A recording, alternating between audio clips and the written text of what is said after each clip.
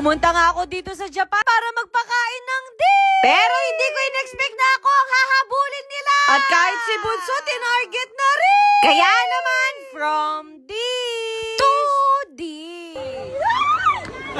At eto nga, nag-aayos na ako pero parang merong mali. Opo, naglagay ako ng blush on sa buong mukha ko. No? Meron kasi ako nabili na cushion tapos napanood ko natago talaga yung mga chismis. Kaya ngayon tayo magkakaalaman kung matatago ba siya. At sa nakita ko, parang hindi tayo nabigo. Eto nga yung from this.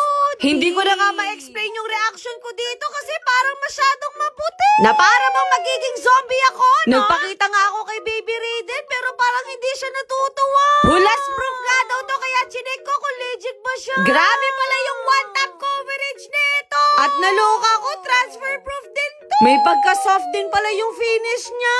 Siguro magtiwala na lang kayo sa akin na tatapusin ko yung makeup ko.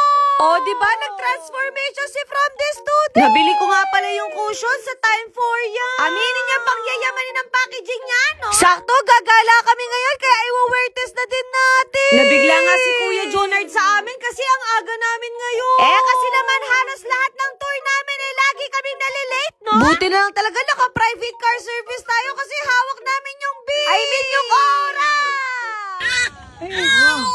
Nako, Erika, hindi pa tayo nakakalayo. Pinapaiyak mo na yung bata. At ilang minuto nga lang, nakatulog agad ako. Isang sandal nga lang, knockout talaga agad ako. Kaya paggising ko, nandito na agad kami. Opo, nandito kami sa Kyoto. Mag-aalas 10 na nga, pero fresh pa rin tayo. Malamang hindi pa tayo nakakagala, no? Andito pala kami sa Nara Park kung saan maraming deer. Opo, kalat-kalat lang sila dito. Para din sila mga Japanese kasi nagbabaw din sila. May ibang deer nga na maldita pero hindi nila alam mas maldita ako, no? Sakto, meron ako nakita nagbebenta dito ng deer cracker. Hindi ko pa nga nakukuha pero ang dami nang lumalapit sa akin. Ganito pala yung pakiramdam na hirahabol ka, no? Hoy, huwag kang humugo. Nung last kasi na pumunta ako dito, ganito din yung experience ko. At kahit si Bunso ay takot na takot din. Pero sabi ko sa sarili ko, this time kailangan kong i-face yung fear ko. Kailangan daw kasi kalmado ka lang. Naiinis kasi ako kasi kinakagat nila yung puwet ko.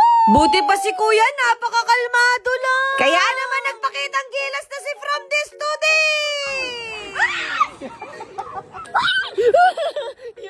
At kahit yung totoong boses ko, nakakairita na rin. At nung tumagal nga, nasanay na rin ako.